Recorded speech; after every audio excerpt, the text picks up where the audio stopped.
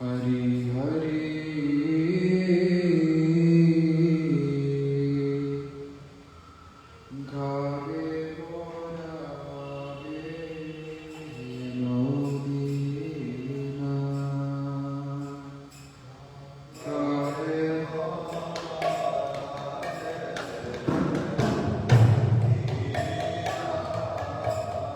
विमल वैष्णवे रतियोपाजीवे वसना होई दक्षिणा।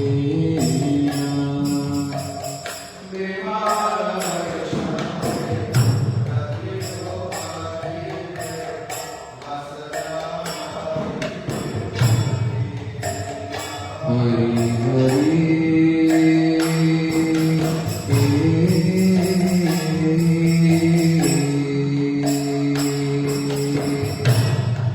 काबे मोरा काबे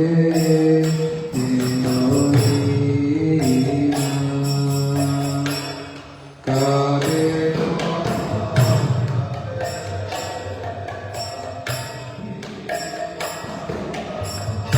अंतर बाहिरे समव्यवहार हमारे मानद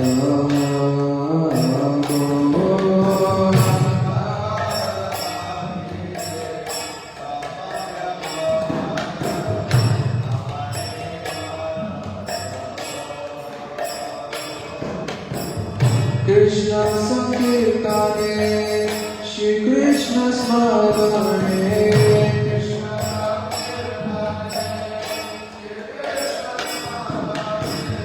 सतत माझिया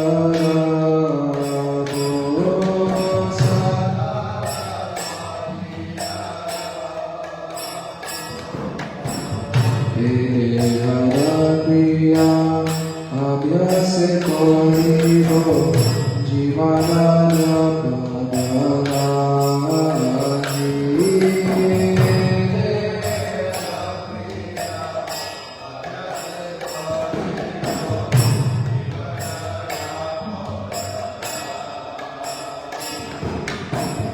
श्री कृष्ण भजने अनुकूल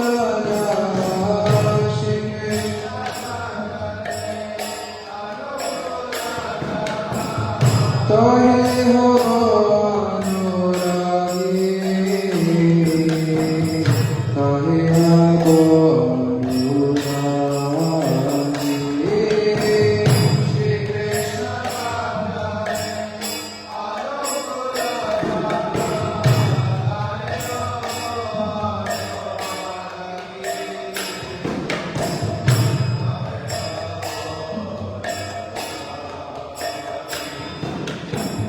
बजाने राजा प्रतिकोलताः दृढभावे हरिको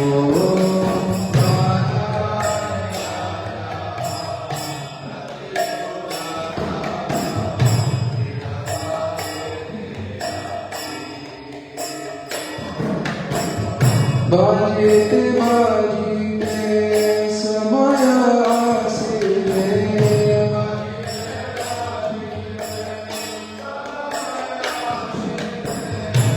देह छोड़िया रे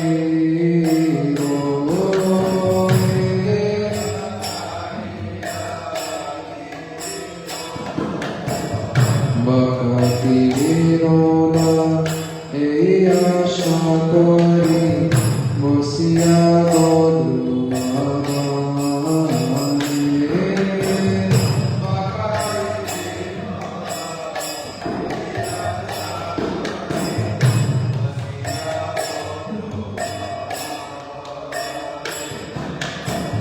प्रभु कृपलानि रघुनाथरे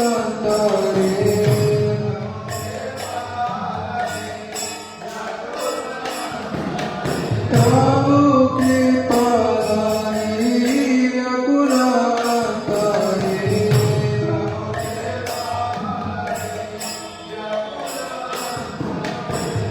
सदा करे संग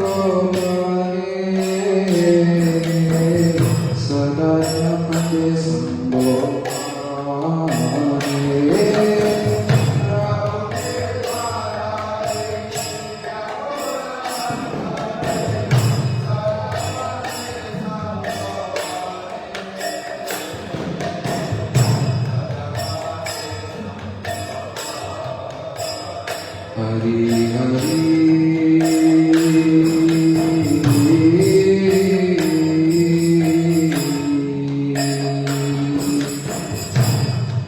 তবে মোরা হবে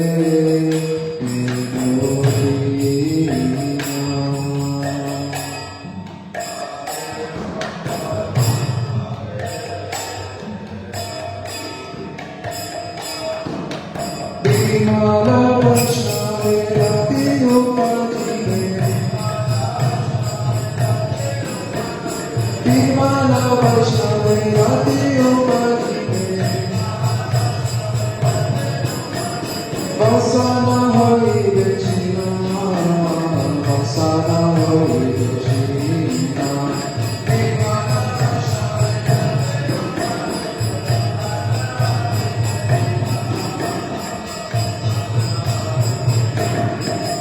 जय वैष्णव ठाकुर जय वैष्णव ठाकुर वैष्णव ठाकुर जय वैष्णव ठाकुर जय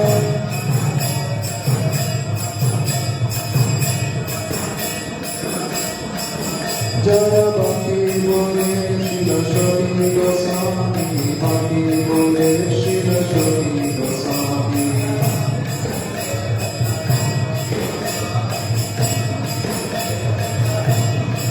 जय भक्ति भगवत गोस्वामी भक्ति नायक शिव भगवत स्वामी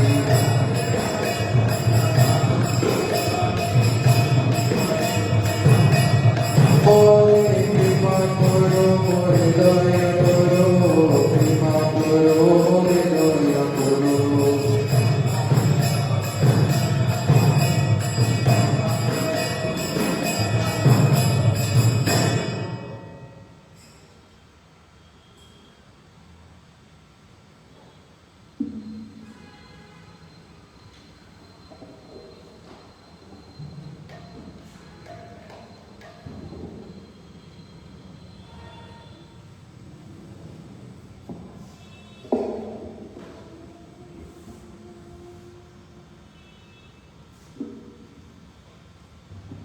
कृपा करो वैष्णव ठाकुर कृपा करो वैष्णव ठाकुर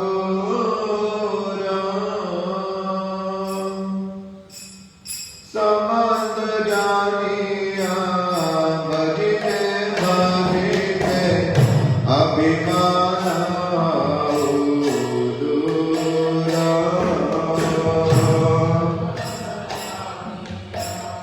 वाजित वाजित अभिमान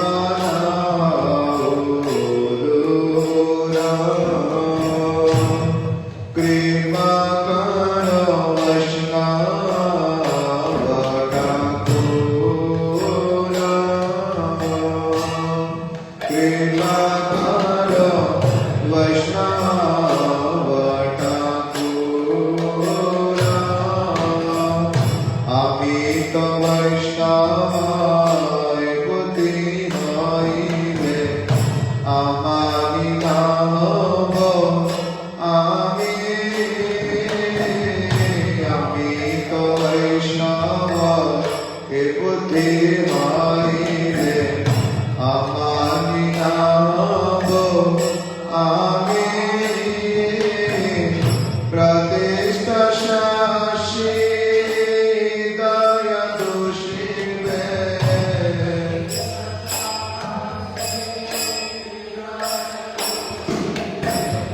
प्रतिष्ठा शाशी दया दोषी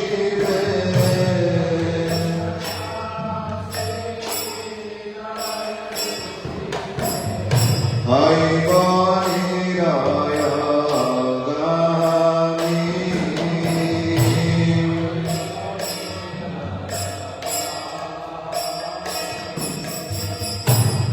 कृपा करो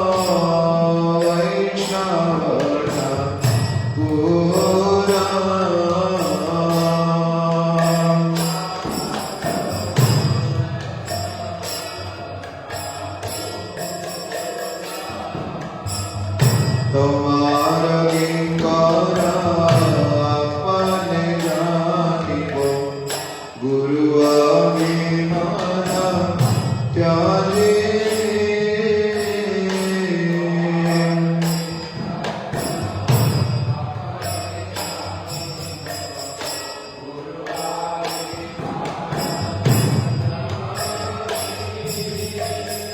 तुम्हार किंकर आपने जानिबो गुरु अभिमाना त्याजे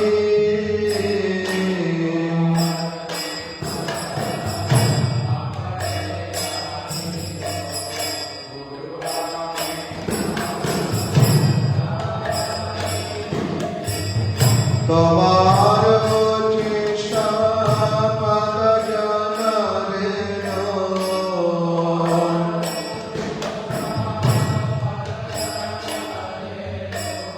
सदा निष्ठा पाठे माजी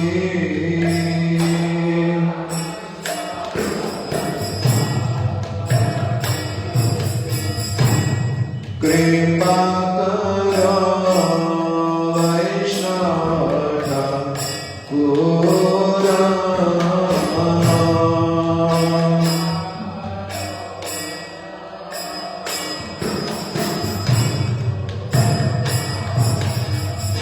निजे श्रेष्ठ जानी उच्चिष्टातीतने अभिमान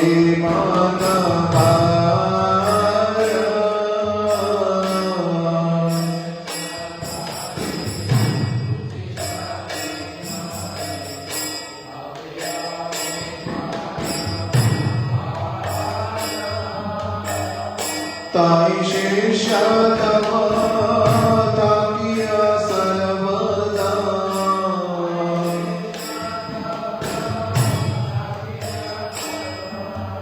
ताई शेषा ताकिया सर्वदा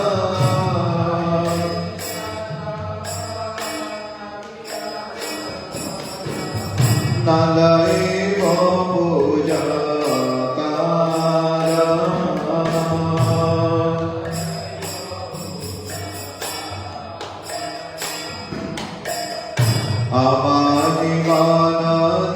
हईले कीर्तने अधिकार दिवे तुम्हें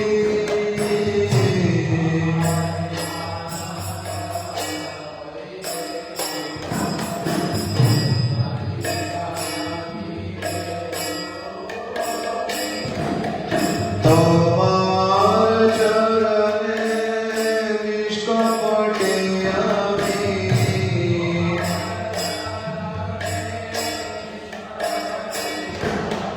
तुम्हार चरणे निष्कपटे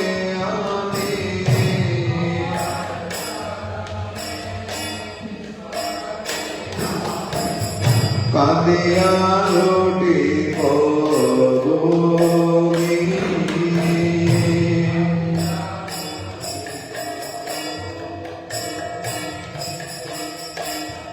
कृपा करो वैष्णव पूरा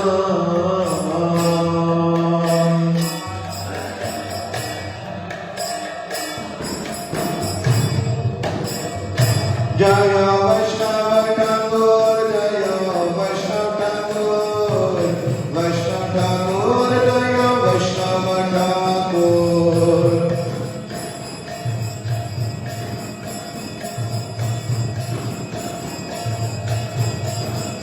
पंडित देवानंद प्रभु पंडित देवानंद प्रभु देवानंद प्रभु पंडित देवानंद प्रभु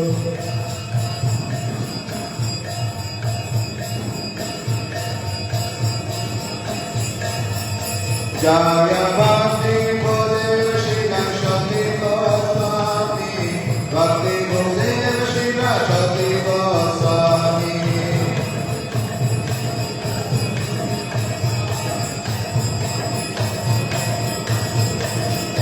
जय भक्ति मयूख श्री भगवत गोस्वामी भक्ति मयूख श्री भागवत गोस्वामी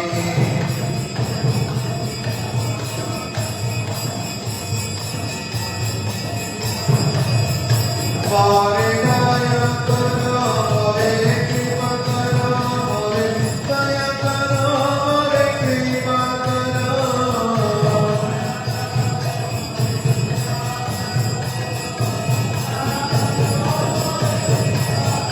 जय वैष्णव ठाकुर जय वैष्णव ठाकुर वैष्णव ठाकुर जय वैष्णव ठाकुर वैष्णव ठाकुर जय वैष्णव ठाकुर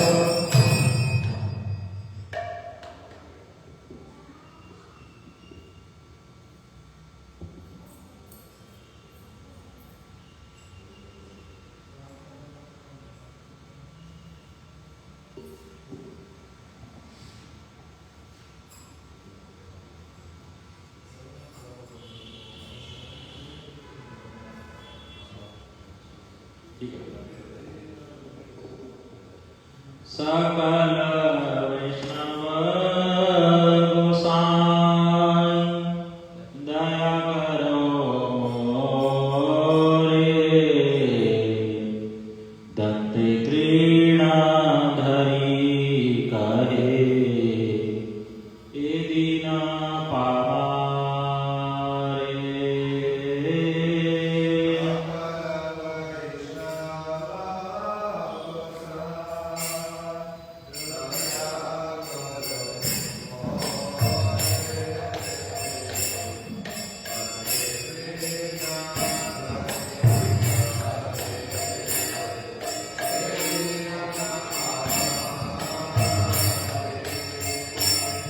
श्री गुरु चरणाय श्री कृष्ण चैतन्य पद्म पावैया मोरे करो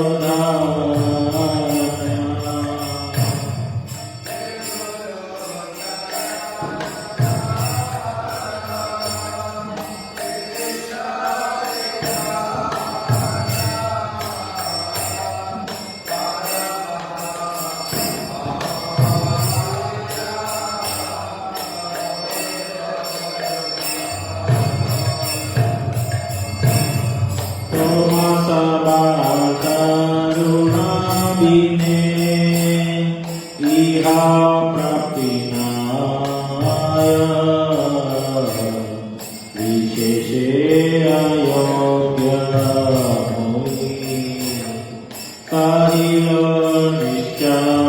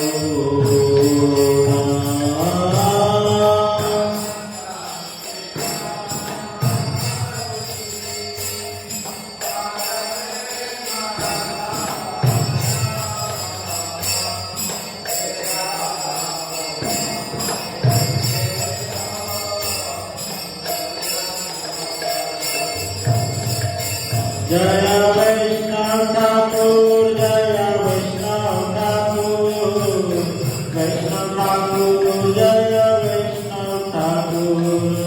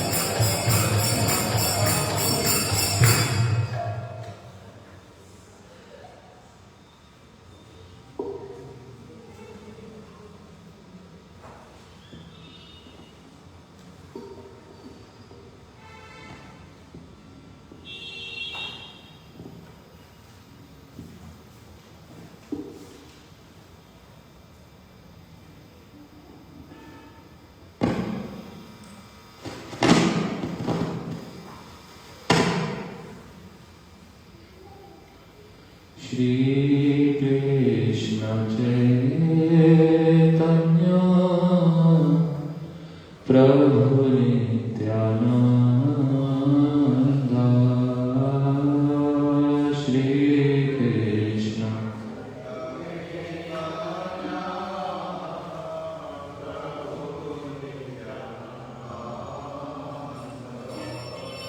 Shri Advaita Gadadhar Srivasadi Gaurabhakta Vrinda Shri Advaita Gadadhar Srivasadi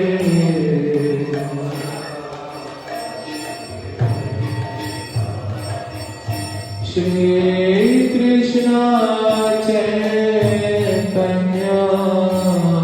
Prabhu Nityananda Shri Krishna Chaitanya Prabhu Nityananda Shri Advaita Gadadhar Srivasadi Gaurabhakta Vrinda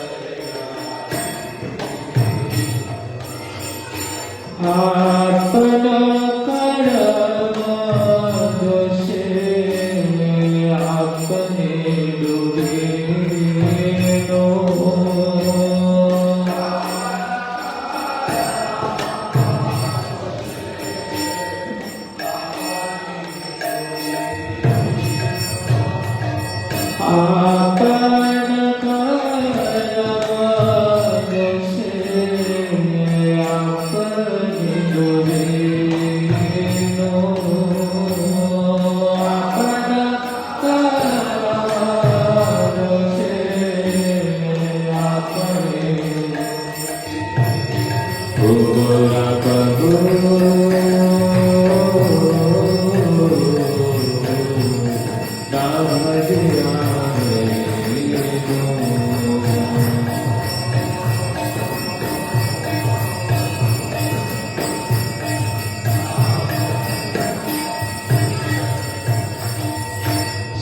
सत्संग छाड़े कोई असके आस सत्संग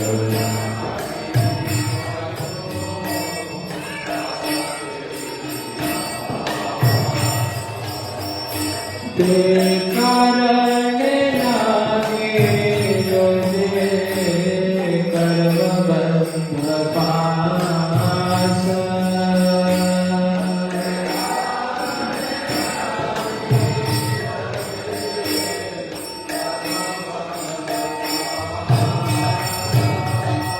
ते कारण लागे रोजे कर्म बंध पास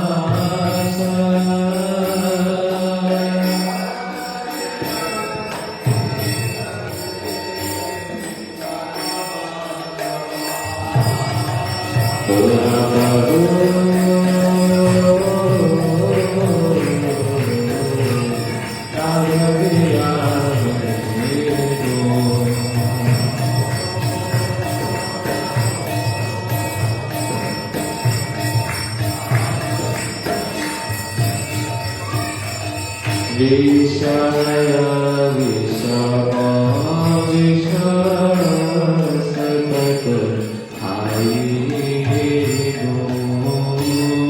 विषय विषम विषय सतत खाई गौर कीर्तन से मन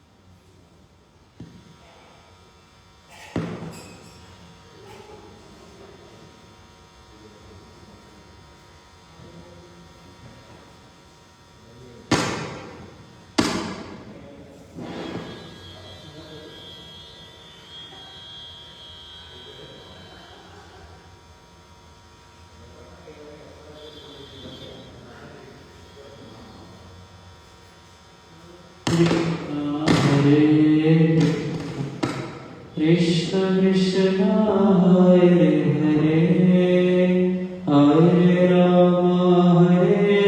Rama Rama Rama Hare Hare Hare Krishna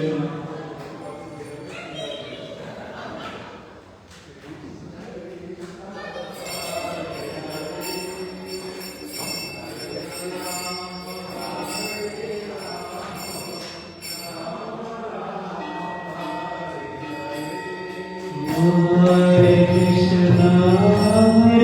Krishna, Krishna Krishna, Hare Hare, Hare Rama, Rama Rama, Hare Hare, Hare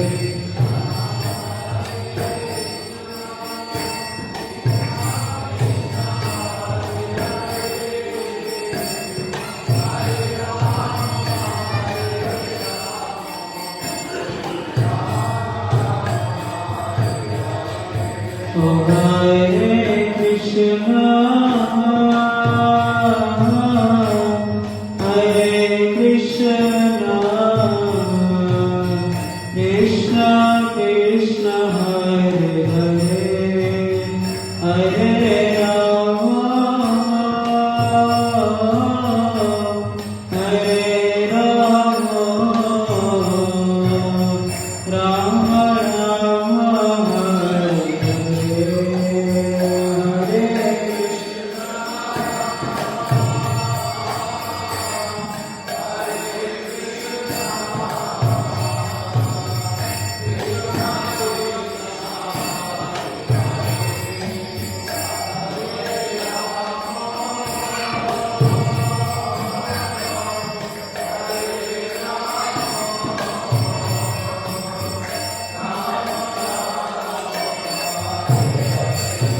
Oh, Hare Krishna, Hare Krishna, Krishna Krishna, Hare Hare, Hare Rama, Hare Rama, Rama Rama, Hare Hare.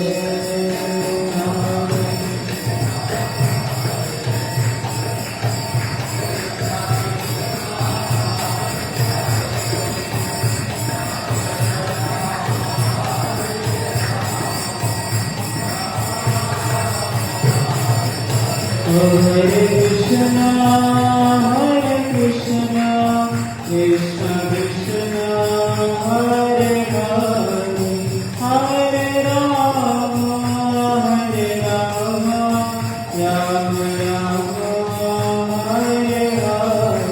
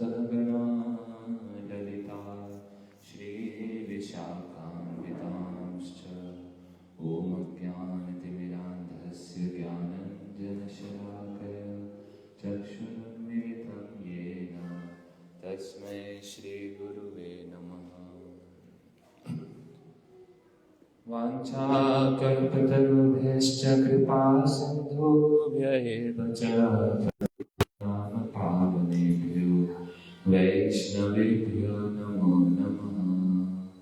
Shri Krishna Chaitanya प्रभु नित्यानंद श्री अद्वैत गदाधर श्रीवासदि गौर भक्तवृंद। हरे कृष्णा कृष्णा कृष्णा हरे हरे, हरे राम राम राम हरे हरे।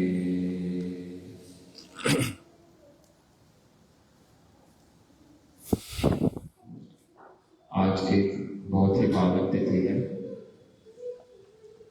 श्री चैतन्य महाप्रभु, उनके एक परिकर श्री देवानंद पंडित जी, उनका आज शुभ तिरोभाव तिथि है। और श्रील भक्ति सिद्धांत सरस्वती गोस्वामी ठाकुर प्रभुपाद जी के दो शिष्यगण, श्री श्रीमद भक्ति मयूख भागवत गोस्वामी महाराज और श्री श्रीमद भक्ति भूदेव श्रौते गोस्वामी महाराज, उनका भी आज तिरुभाव तिथि है। तो हम सर्वप्रथम श्री देवानंद पंडित जी के विषय में कुछ श्रवण करेंगे, जो कौन है? चैतन्य महाप्रभु के परिकर। चैतन्य महाप्रभु जो करीब 550 वर्ष पूर्व इस धराधाम पर प्रकटित हुए और अनेक प्रकार की लीला, कैसी भक्त के रूप में वो प्रकट हुए और भक्त के रूप में प्रकट होके उन्होंने हम लोगों को किस प्रकार भक्ति पथ में चलना है वो सारी शिक्षाएं दी। और स्वयं ही नहीं अपितु अपने अनेक परिकरों के माध्यम से कई अलग अलग प्रकार की शिक्षाएं उन्होंने प्रदान करी। तो उन्हीं परिकरों में से एक परिकर श्री देवानंद पंडित जी, उनके जीवन चरित्र से हमें बहुत ही सुंदर सुंदर कुछ शिक्षाएं प्राप्त होती है। आज हम एक तो कुछ उनके जीवन चरित्र से शिक्षाओं को श्रवण करेंगे। श्री देवानंद पंडित जी बड़े ही विद्वान, बड़े ही मेधावी और कई सारे गुणों से संपन्न, सिर्फ शास्त्रों का ज्ञान ही नहीं, उन्होंने इस चीज को पूर्णतः अपने हृदय में समझ के गांठ बांध ली थी कि श्रीमद् भागवतम सभी शास्त्रों का सार है। और इस चीज को समझना भी कोई छोटी बात नहीं है। उस चीज को पूर्ण रूप से समझ के वो श्रीमद् भागवतम का सब समय अध्ययन करते थे, उसका पाठ करते थे और कई अन्य विद्यार्थियों को भी भागवतम की शिक्षा, भागवतम सिखाते थे, पढ़ाते थे। और बड़े वैरागी भी उनके विषय में आता है कि वो हविष्यान करते थे। हविष्यान मतलब बिल्कुल उबला हुआ सादा भोजन, थोड़ा सा चावल, कुछ रसा और कोई भी प्रकार का कोई मसाला, कुछ भी हल्दी तक भी वो उसमें प्रयोग नहीं करते थे। तो ऐसा तीव्र वो तपस्या, ऐसी साधना भी करते थे। तो अनेक प्रकार से कई गुण उनके अंदर थे। एक बार क्या हुआ, वे अपने शिष्यों के साथ श्रीमद् भागवत का पाठ कर रहे थे, अपने शिष्यों को भागवत के श्लोक सिखला रहे थे। श्रीवास पंडित जो महाप्रभु के एक अत्यंत प्रेमी भक्त हैं, श्रीवास पंडित नजदीक से गुजर रहे थे, जा रहे थे। तो उन्होंने देखा, उनको सुनाई दिया कि कुछ भागवतम का पाठ चल रहा है अंदर। तो वो अंदर जाके उपस्थित हुए और जैसे ही उन्होंने कुछ श्लोकों का उच्चारण जब उनके कानों में गया तो श्रीवास पंडित के हृदय में जो प्रेम है कृष्ण के प्रति वो कैसा उजागर होने लगा। किस माध्यम से? अष्ट सात्विक विकारों के माध्यम से। कृष्ण के प्रति जो प्रेम है उसकी ऐसी लहर उनके हृदय में आ गई जिसके कारण वो अपने शरीर की सुध बुध पूर्ण रूप से भूल गए और वहीं पर ही धड़ाम से भूमि पर गिर गए और अलग प्रकार की एक अवस्था वहां पर उनकी उत्पन्न होती है। देवानंद पंडित जो भागवत का उच्चारण कर रहे थे अपने शिष्यों के समक्ष, उनके शिष्य देखते हैं कि ये कौन आ गया है, कौन पागल सा व्यक्ति है जो इस प्रकार से कूद रहा है, गिर रहा है, बड़ा ही परेशानी कर रहा है हमारे पाठ में, हमारे को बहुत डिस्ट्रैक्ट कर रहा है। तो क्या किए शिष्यगण, वो आसन से उठे और श्रीवास पंडित जो इतने उच्च भक्त हैं उनको उठाकर बाहर फेंक दिए पंडाल। श्री देवानंद पंडित जो उनके गुरु हैं, शिष्यों के गुरु हैं, वो इस चीज को अपनी आंखों से देख रहे हैं कि मेरे शिष्यगण क्या कर रहे हैं, किंतु मौन धारण करके रखा। उस मौन धारण करने की वजह से जो अपराध है वो किसको लगा? गुरु को लगा, वो देवानंद पंडित जी को लगा। क्यों? अपने शिष्यों को गलत करते हुए भी रोका नहीं। तो इसी कारण क्या हुआ, उनका ये बहुत ही घोर वैष्णव अपराध बन गया श्रीवास पंडित के चरणों में। उन्होंने ये अपराध दिया नहीं, श्रीवास पंडित ने। भगवान के भक्त कैसे होते, जैसे ही उनको उठा के बाहर फेंक दिया गया वो उठे और देखा कि ये क्या हुआ मेरे साथ, और बिना किसी कोई श्राप नहीं या कोई ऐसा नहीं, क्रोध आ गया देवानंद पंडित पे कि ऐसा क्यों किया उन्होंने उनके शिष्यों ने। वो बड़े ही सरल भाव से अपने घर चले गए। मन में थोड़ा सा दुख हुआ किंतु अपने घर की ओर प्रस्थान किया। किंतु चैतन्य महाप्रभु इस घटना के पश्चात, भक्त अपराध नहीं लेते लेकिन भगवान अपने भक्तों के प्रति थोड़ी सी भी जो आंच आती है तो उसको बड़े ही गंभीरता से वो ग्रहण करते हैं। श्री चैतन्य महाप्रभु देवानंद पंडित से इतने नाराज हुए उस दिन के कुछ दिन पश्चात श्री चैतन्य महाप्रभु देवानंद पंडित के घर के सामने से गुजर रहे थे। जब वहां से प्रस्थान कर रहे थे तो उनके कानों में भागवतम के कुछ श्लोकों का उच्चारण कानों में गया। जब उनको पता चला कि ये कहां से आ रहा है, देवानंद पंडित के घर से भागवतम के श्लोकों का उच्चारण हो रहा है और मुझे वो सुनाई दे रहा है, तो महाप्रभु ने वहां उपस्थित अपने भक्तों से क्या कहा, इस देवानंद पंडित को कभी भगवत प्राप्ति नहीं होगी, कभी प्रेम इनके हृदय में आ नहीं सकता भगवान के प्रति। क्यों? क्योंकि ये मुझ में और मेरे सेवकों में अंतर करता है। जिस प्रकार ये भगवान को प्राप्त करना चाहता है, भगवान की सेवा करते हैं, लेकिन ये वैष्णवों को उस प्रकार का आदर, उस प्रकार की उनकी सेवा नहीं करते। तो इन देवानंद पंडित का कितना ही अध्ययन, जन्मों जन्मों तक भी अगर ये भागवतम का अध्ययन करेंगे तब भी इनको प्रेम भक्ति प्राप्त नहीं होगी, जो कि भागवतम का सर्वोच्च लक्ष्य, सर्वोच्च उद्देश्य है, सर्वोच्च फल है भागवतम को पाठ करने का। और ऐसा कह के श्री चैतन्य महाप्रभु आगे प्रस्थान किए। उसके कुछ दिनों बाद फिर से जब देवानंद पंडित की भेंट हुई चैतन्य महाप्रभु से, तो चैतन्य महाप्रभु ने उनको क्या कहा? उन्होंने कहा कि एक व्यक्ति जिसने बहुत सारा भोजन कर लिया, बिना सोचे समझे कि मैं इतना खा सकता हूं या मेरा पेट इतना पचा सकता है कि नहीं, बहुत सारा भोजन कर लिया और पेट को पूरा भर लिया, गले तक खा लिया। अब वो व्यक्ति भोजन के पश्चात जब मल त्याग करेगा तो उसकी जो पेट की असुविधा है वो कुछ शांत हो जाएगी और मल त्याग करने से उसको एक सुख की अनुभूति होगी। पहले बड़ा भारी पेट हो रहा था और अब मल त्याग करके कुछ सुख अनुभव हुआ।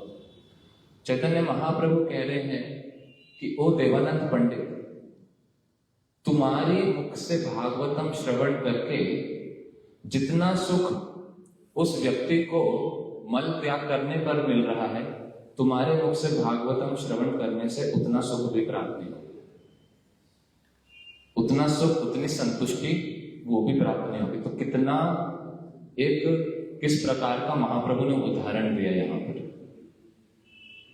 क्यों? क्योंकि तुम वैष्णव अपराधी हो, तुमने वैष्णव के चरणों में अपराध किया है, जिस कारण भागवतम जो कैसी है, अमृत स्वरूप है, किंतु तुम्हारे मुख से वो जब उच्चारित होगी तो वो अमृत का काम नहीं करेगी, बल्कि वो ताप देगी। तो इस प्रकार चैतन्य महाप्रभु उनको शिक्षा दे रहे हैं वहां पर कि किस प्रकार का तुम्हारा जो अपराध है उसका कैसा फल। और उसके बाद क्या,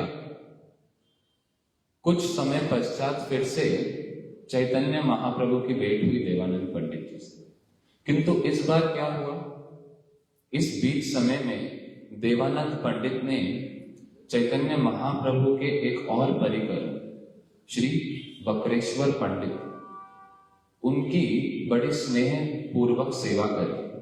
श्री बकरेश्वर पंडित ऐसे भक्त चैतन्य महाप्रभु के जो सब समय भगवान का कीर्तन, भगवान के गुणों का गान करते, महाप्रभु के अत्यंत प्रिय भक्त बकरेश्वर पंडित। और जब देवानंद पंडित ने उनकी सेवा करी और उसके पश्चात जब महाप्रभु से भेंट हुई तो महाप्रभु ने उनको बड़े ही संतुष्ट होकर उनको कुछ वचन कहे। महाप्रभु ने क्या कहा उनको? उन्होंने कहा कि तुमने मेरे भक्त की सेवा करी है, मेरे भक्त की सेवा करने के कारण जो व्यक्ति मेरे भक्त का सेवक है वो मुझे बड़ा प्रिय है, और सेवा करके तुमने मेरे को बड़ा ही संतुष्ट किया है। तो यहां पर गुरुवर एक बड़ी इंपॉर्टेंट शिक्षा हमारे को बतलाते हैं कि कैसे श्री देवानंद पंडित बड़े ही उच्च कुल के, बड़े ही ज्ञानी, बड़ा अच्छा जन्म, बड़ा ऐश्वर्य, बड़े ही अच्छे रूप से भागवतम का पाठ करते हैं, पढ़ाते हैं, किंतु फिर भी उनको जो भगवान के प्रति प्रेम है, जो प्रेम भक्ति है, उसकी प्राप्ति क्यों नहीं हो रही? इसके विषय में गुरुवर्ग कहते हैं, जन्म ऐश्वर्य श्रुताश्रिभिर एद मानः मदः पुमान नई बारहति अभिधातु वैत्वाम अकिंचन गोचर। जिस व्यक्ति को अपने ऊंचे जन्म, ऐश्वर्य और अपनी बहुत बड़ी विद्या की, मैं बहुत विद्यावान हूं और मैं बहुत ही सुंदर हूं, श्रीभिर, इन चारों में से जन्म, ऐश्वर्य, श्रुता अर्थात विद्या और श्रीभिर अर्थात मेरे सुंदरता, गुण, इन चारों में से किसी एक भी वस्तु के प्रति अगर किसी व्यक्ति का अभिमान है तो उसको भगवान की कभी प्राप्ति नहीं हो सकती। भगवान की प्राप्ति का सिर्फ एकमात्र उपाय है और वो क्या है? साधु संग, वैष्णव सेवा। और इसी को सिखलाते हुए चैतन्य महाप्रभु श्री देवानंद पंडित से कह रहे हैं कि क्योंकि तुमने मेरे प्रिय भक्त श्री वक्रेश्वर पंडित की सेवा करी है, इसलिए मैं तुमसे संतुष्ट हूं। और तुम्हारे जो पूर्व अपराध हुआ किनके चरणों में? श्रीवास पंडित के चरणों में। उनके चरणों में जो तुम्हारा अपराध हुआ है, उसके लिए तुम्हें उनके पास जाके क्षमा मांगनी होगी। तो यहां पर चैतन्य महाप्रभु अब उनसे संतुष्ट होकर उनको उपदेश प्रदान कर रहे हैं। पहले क्या कर रहे थे? पहले शासन कर रहे थे। अब क्योंकि उन्होंने वैष्णव सेवा करी, उसके फलस्वरूप अब अपने हृदय से उनके प्रति एक ऐसी भावना आ रही है। वही देवानंद पंडित जो सब समय भागवतम का पाठ कर रहे हैं, भागवतम का पाठ करने से भगवान की सेवा हो रही है, किंतु उन्होंने क्या करा? भगवान के भक्त का अनादर किया। अगर भगवान का अनादर होता है, भागवतम का अनादर होता है, तो भगवान के भक्त उस अपराध से बचा लेंगे। लेकिन भगवान के भक्तों पे अगर अपराध होता है तो भगवान भी नहीं बचा सकते। तो चैतन्य महाप्रभु यहाँ एक और सुंदर शिक्षा दे रहे हैं। मद जन्मना फलम इदम मधुकैट बारे मद प्रार्थनीय मद अनुग्रह एष एव तद भृत्य भृत्य परिचारक भृत्य भृत्य भृत्यस्य भृत्य भृत्य इतिमाम स्मरलोकनाथ। क्या शिक्षा है? इस श्लोक में बड़ी सुंदर प्रार्थना करी गई, जिसमें क्या कह रहे हैं कि मैं अपने आप को किस रूप में देखना चाहता हूं? आपके दासों के दासों के दासों के दासों, ऐसे करते करते 7 बार भृत्य शब्द का उपयोग हुआ।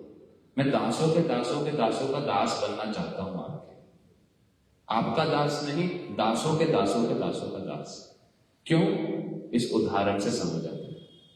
कहां भागवतम का पाठ कर रहे हैं जो स्वयं भगवान का ही स्वरूप है, कृष्ण का स्वरूप है भागवतम, तो कृष्ण की सेवा कर रहे हैं, किंतु उससे भगवान इतने रिझ नहीं रहे, इतने प्रसन्न नहीं हो रहे जितने कृष्ण के दासों जैसे वक्रेश्वर पंडित जैसे दास की सेवा करने से जिस प्रकार से वो संतुष्ट हो रहे हैं। तो ऐसे शिक्षा देते हुए उनको कहा कि भागवतम किसी भी अन्य उद्देश्य के साथ कभी पाठ नहीं करना। उनको उपदेश दे रहे हैं कि भागवतम का पाठ सिर्फ और सिर्फ एक वस्तु को उपलक्ष्य करते हुए करना, और वो क्या? प्रेम भक्ति। और दूसरा क्या कहा कि जिन वैष्णव के चरणों में तुम्हारा अपराध हुआ है, उन वैष्णवों के समक्ष जाकर अपने अपराधों का क्षमा प्रार्थना करो, जैसे श्रीवास पंडित जी के चरणों में हुआ। तो हमारे श्रील महाराज जी, श्रील भक्ति विज्ञान भारती गोस्वामी महाराज जी इस विषय को बड़े गंभीरता से इसके विषय में बतलाते थे कि इस उदाहरण से हमारे को जो शिक्षा श्री चैतन्य महाप्रभु और उनके अनुगत श्री देवानंद पंडित ने जिस प्रकार दी है, उसमें एक बड़ी मूल वस्तु है जो समझने योग्य है। क्या? कि किस प्रकार ये जो अपराध हमसे होते हैं वो हमारे हृदय में जो भक्ति का जो बीज है, प्रेम भक्ति का बीज, उसको अंकुरित होने से रोक देते हैं। श्रील कृष्णदास कविराज गोस्वामी चैतन्य चरितामृत में कह रहे हैं, हे कृष्ण नाम जदि लय बहुबार, तब जदि प्रेम नहीं नहीं अश्रुधार, तबे जाने अपराधे ताहते प्रचुर, कृष्ण नाम बीज ताहे न करे अंकुर। हे कृष्ण नाम जदि लय बहुबार, अगर कई कई जन्मों तक करोड़ों बार कृष्ण का नाम भी लिया, तब यदि प्रेम नहीं नहीं अश्रुधार, कृष्ण का ऐसा अप्राकृत नाम ग्रहण करने पर भी अगर हृदय द्रवीभूत नहीं हो रहा, अगर नेत्रों में अश्रुओं की धारा नहीं बह रही है, तो क्या है? तबे जाने अपराध ताहते प्रचुर। तो जान लेना चाहिए कि कहीं ना कहीं प्रचुर मात्रा में मेरे अपराध है। कृष्ण नाम बीज ताहे ना करे अंकुर, जिसके कारण मेरा हृदय द्रवीभूत नहीं हो रहा है। वो कृष्ण नाम का जो बीज मेरे को गुरु जी ने प्रदान किया है, वो अंकुरित ही नहीं होकर दे रहा है। जैसे एक बीज को अगर पत्थर में रख दें तो वो कभी अंकुरित होगा, उसको क्या चाहिए? उसको मिट्टी चाहिए। तो उसी प्रकार जो हमारा ये हृदय एक भूमि की भांति है, जो अपराध करने के कारण पत्थर जैसा कठोर हो जाता है, जिसके कारण उसमें बीज कभी भी अंकुरित ही नहीं हो पाता। तो वो अपराधों से अगर हम नहीं बचेंगे तो वो हृदय कठोर ही रहेगा, एक पत्थर की भांति। तो इसका पुनः पुनः विचार करते हुए और विचार देते हुए गुरुवर इस चीज को बतलाते हैं कि ये जो अपराध है ये एक मतवाले हाथी के जैसा है, खास करके वैष्णव अपराध। और जो हमारी भक्ति लता है वो बहुत ही छोटा सा एक पौधा है, बहुत ही कमजोर, बहुत ही डेलिकेट। तो अगर उस भूमि पर जहां पर हमारा ये छोटा सा डेलिकेट सा पौधा है, वहां अगर एक मतवाले हाथी को हम भेज देंगे तो वो क्या करेगा? उसको समय लगेगा उस पौधे को जड़ से उखाड़ने में, कष्ट होगा, बिल्कुल सहज रूप से वो ऐसे भागेगा, इधर उधर दौड़ेगा और पूरा ही पौधा नष्ट हो जाएगा। तो उसी प्रकार से उपमा दी गई है वैष्णव अपराध को एक मतवाले हाथी की भांति। तो उससे कितना हमारे को सब समय सचेत रहना पड़ेगा।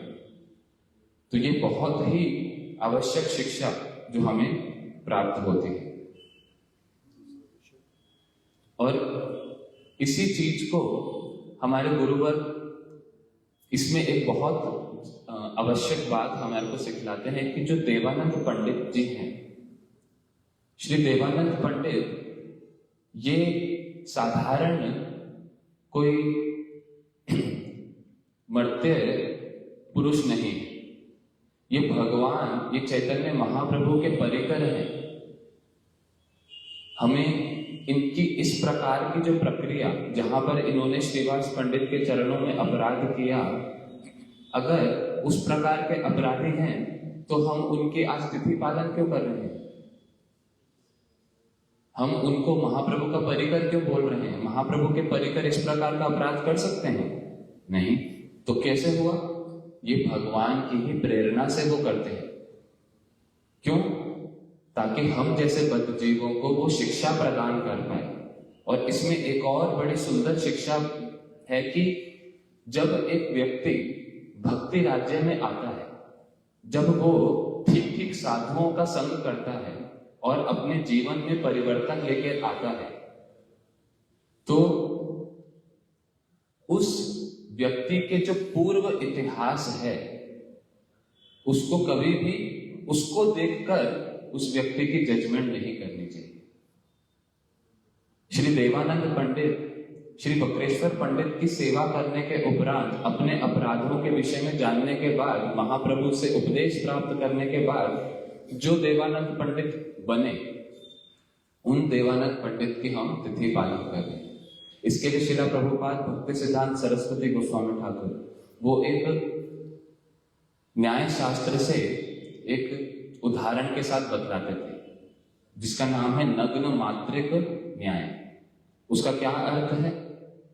अगर कोई बोले कि कोई स्त्री वो अपनी शिशु काल में, जब छोटी बच्ची थी, अपने बाल्यकाल में वो नग्न अवस्था में सड़क पे भाग रही थी, तो उस बाल्य अवस्था में जो नग्न होकर वो स्त्री बाल्य अवस्था में अगर सड़क पे दौड़ रही है, तो उसको आज जब वो बड़ी हो गई है तो उनको दोषी ठहराया जाएगा कि ये तो कितना बड़ा दोष किया, नग्न अवस्था में सड़क पे दौड़े?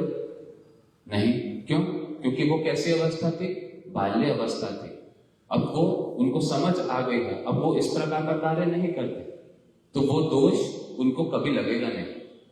तो उसी प्रकार भगवान के ऐसे परिकर देवानंद पंडित जैसे, जिन्होंने पूर्व काल में कुछ अपराध किए भी, किंतु महाप्रभु के शरण लेने के पश्चात अपने अपराधों को संशोधन करने के पश्चात जिस प्रकार का उन्होंने आचरण करके दिखलाया, जिस प्रकार की उन्होंने अपनी एक पर्सनालिटी जो उनकी निकल के आई एज अ शुद्ध भक्त, उस पर्सनालिटी को हम नमन करते हैं, उस पर्सनालिटी से हम कृपा याचना करते हैं।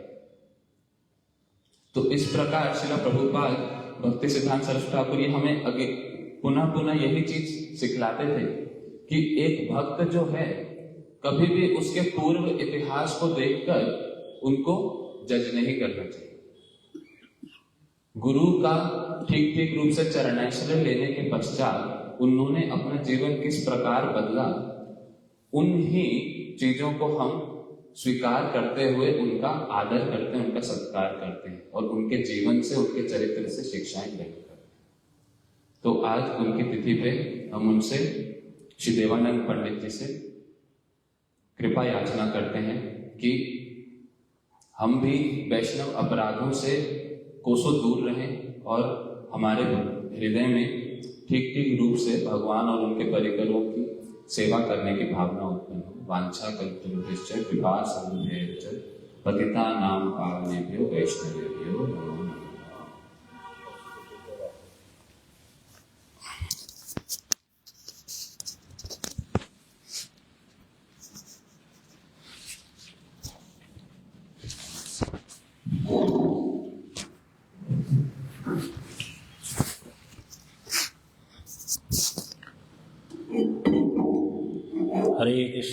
हरे कृष्णा कृष्णा कृष्णा हरे हरे, हरे राम राम राम हरे हरे। आज एक और शुभ तिथि है। श्रील प्रभुपाद जी के परिकर श्री भक्ति भूदेव श्रोति गोस्वामी महाराज जी का शुभ तिरोभाव तिथि है। उनके विषय में बताया कि महाराज जी का जो जन्म है बांकुड़ा जिले में हुआ और उनके माता पिता ने उनका नाम पहले राम गोपाल रखा था। वे बड़े मेधावी थे, तीक्ष्ण बुद्धि वाले, और संस्कृत भाषा में उनकी जो पकड़ थी वो बहुत ही सुंदर रूप से थी। संस्कृत भाषा में वे बोल भी सकते थे, लिखना तो आता ही था।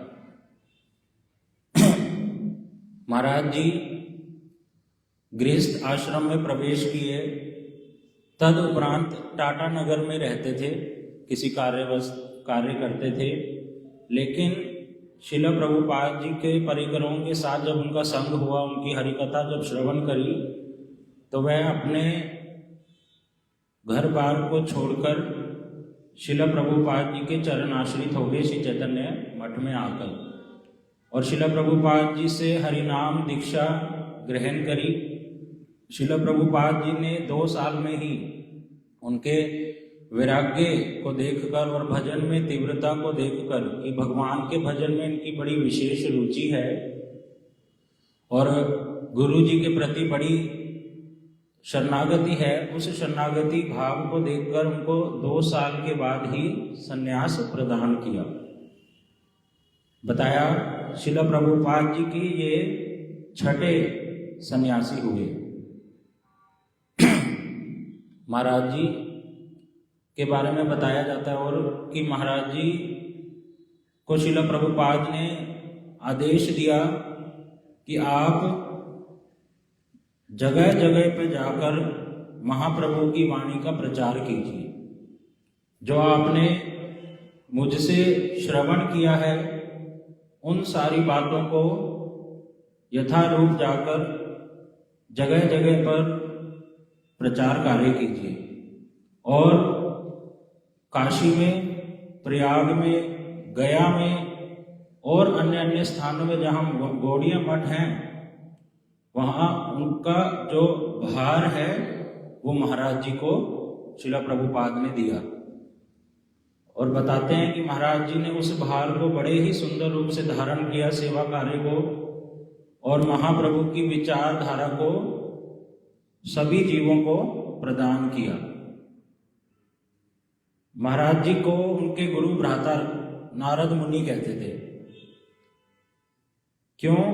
क्योंकि महाराज जी कब कहाँ चले जाएं, किस रूप में आ जाते थे, किस समय कहाँ पर हैं, ये किसी को पता नहीं चलता था। जैसे नारद मुनि जी के बारे में सुनते हैं, वो कभी वैकुंठ लोक में है तो थोड़े क्षण बाद कभी कहीं है, किसी भक्त पर कृपा करने चले गए। ऐसे ही इनके जीवन शैली में देखा जाता है कि वो कभी कभी गया में है, कभी प्रयाग में है, कभी किसी भक्त के पास हैं।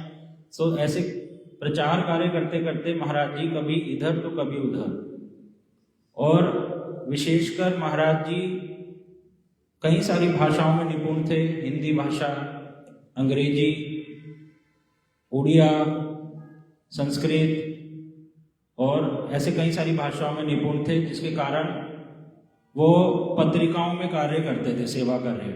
उन समय में जो पत्रिकाएं छपती थी, मैगजीन्स, श्री नदिया, दैनिक नदिया प्रकाश, भागवत पत्रिका काशी से जो छपती थी, और कटक में उड़िया भाषा में जो पत्रिका होती थी तो उड़िया भाषा में पत्रिका में काम करते थे। हिंदी में भागवत पत्रिका में, ऐसे अलग अलग भाषाओं में पत्रिकाओं में उन्होंने अपना सेवा योगदान दिया। शिला भक्ति विज्ञान भारती गोस्वामी महाराज जी बतलाते हैं कि उन्होंने जो श्रीमद् भक्ति प्रज्ञान केशव गोस्वामी महाराज जी ने श्री गौड़ीय पत्रिका का द्वारा से जब शुरुआत करी तो उसमें भी उनके बहुत सारे लेख मिलते हैं। जैसे उन्होंने गीता की वाणी, गीता जी का सार रूप में क्या कहना चाहती हैं गीता जी, बड़े ही सुंदर रूप से उन्होंने बतलाया। वेदांत का सार क्या है, उपनिषदों का सार क्या है, संदर्भ जो श्री जीव गोस्वामी जी ने अलग अलग संदर्भ लिखे, श्री कृष्ण संदर्भ, भक्ति संदर्भ, उन सारे संदर्भों का सार उन्होंने लेख के रूप में श्री गौड़ीय पत्रिका में लिखे। और ऐसे बहुत से ग्रंथों को लिखकर, कहीं किसी ग्रंथ की प्रूफ रीडिंग, ऐसे वहां पर बहुत सारे ग्रंथों का वर्णन है कि महाराज जी ने अपना सेवा कार्य इस मिशन को दिया। महाराज जी का एक लेख में भाषण पढ़ रहा था, शिला प्रभुपाद जी की व्यास पूजा, उनके अप्रकट काल के बाद जो व्यास पूजा आई उस पर वो बोल रहे हैं।